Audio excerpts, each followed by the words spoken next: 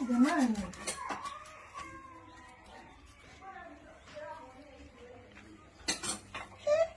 Asa ngo ushonaji gani wewe jamani? Ndio. Wewe bwana. Ndio upimaji gani huo? Kwani naomba nikuulize huo ndio upimaji gani? Kwenda hapo juu. Inama. Ina maana kwamba ninapoongea haunielewa kunisikia. Unataka nini? Unataka kuuliza huo ni upimaji gani? Unataka nini? Unataka nini? Nataka kujua ni upimaji gani ambao unampima. Wewe unanifundisha kazi. Unataka kunifundisha kazi? Dada, umekuja kupima nguo, umekuja kufanya vitu gani? Mbona siwaelewi? Nipo kwa fundi hapa sijajua unaongea nini. Upo kwa fundi. Wewe umesema unataka kushinda kaptula, mbona kupima mpaka chini kwenye miguu? Kazi yako dada. Sio kazi yake, achana naye. Sio kazi yako, hapa ni kwa fundi na mimi ndio fundi mkuu, sawa? Sasa kama ni hivyo wewe mna mambo yenu. Hivi. 5 kwa 6. Wewe bwana.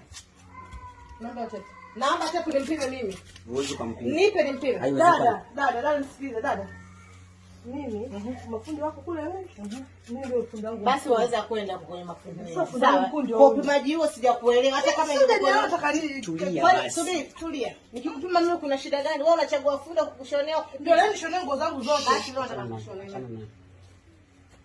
Wewe bwana. Nitaki kugombana na wewe unajua.